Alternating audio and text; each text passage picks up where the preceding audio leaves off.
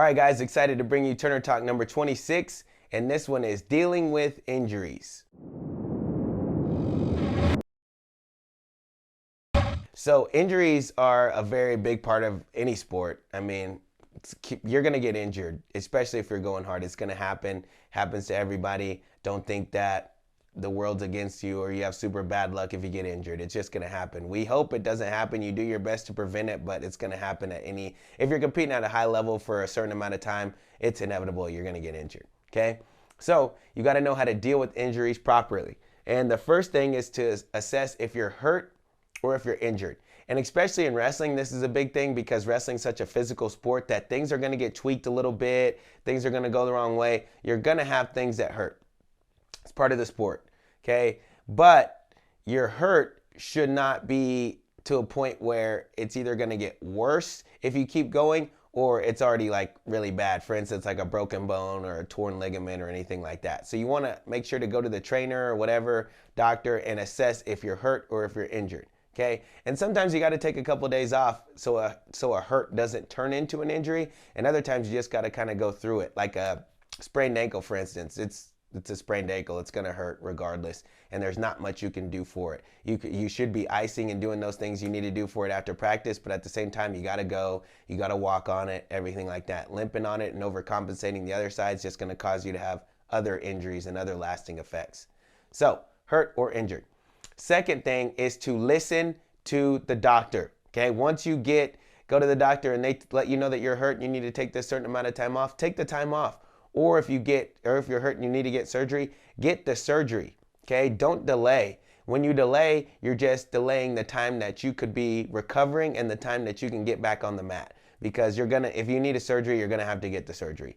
Now I get it if you're like, I don't know, right before a big competition and the doctor says you can still wrestle with this, but you're going to need to get this fixed eventually. You might, I don't know, still wrestle if you're tough enough or whatever. But for the most part, especially if you're a younger person, right, you want to get that fixed. You want to make sure you get your stuff fixed. So listen to the doctor. And that leads us to our third point, and that's to not rush back.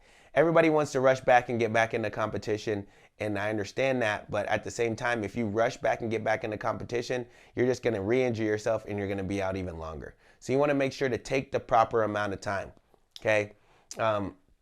When I wrestled in college, I tore my ACL, and I remember it was actually in between, so I redshirted my junior year. So I wrestled freshman year, sophomore year, junior year, then I redshirted. And I tore my ACL during that redshirt year, so it was right before my senior year. So you can imagine I was chomping at the bit, wanting to get back on the mat. But I knew it was my one last shot at a national title, so I made sure not to rush the process. The doctor told me I couldn't do this for 3 months. I didn't do it, right? Even though I felt like I could walk and do things, I didn't do it. I made sure to follow the protocol precisely because I was wanting to win a national title. They told me to ride the bike for 15 minutes. Then I rode the bike for 15 minutes hard. It was funny. I remember like I was in the training room, soccer players and everybody be looking over like, man, what's wrong with this guy? Yeah, there is something wrong with me. I'm crazy. I'm wanting to win a national title, okay? And I don't care who's there or what's going on. I was riding the bike for 15 minutes, getting after it, okay? Prime example of the other side that I've seen from this is there was this other girl that had tore her ACL. She was a wrestler too. She was on my team. And I remember like the doctor would tell her not to walk or whatever. She'd be walking and doing everything just because she felt like she could. Well, fast forward, she finally got back on the mat and she was wrestling this girl and boop, boop, tore both of her ACLs in the same match.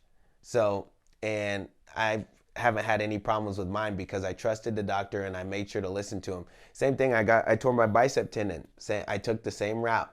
I made sure to trust the doctor and followed the rehab and the protocol precisely.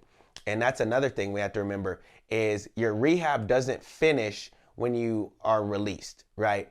That's just the beginning. So for instance, for an ACL, it takes a full year to recover. You can start getting back to your physical play and be released from everything probably within 6 to 9 months, but you're still recovering for that 12. And then after you recover, your body's changed forever. Once you get that injury and once you get that surgery, you're no longer the same.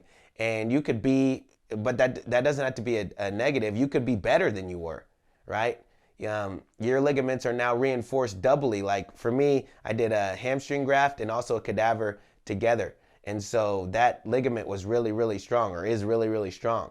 But that rehab continues. And same thing with my bicep tendon repair. Just because I was released, that doesn't mean that the rehab stops. I still need to be doing all the little things that I was doing in rehab to get myself back to 100%. So, and like especially shoulder injuries and things like that, those are lingering. I need to continue to do my bands and all my different stuff, and not just think because I'm released and it doesn't hurt anymore that I need to stop doing rehab. You're going to be doing rehab for the rest of your life. So remember to stay on that, and that's going to help you to prevent and stay away from those injuries in the future.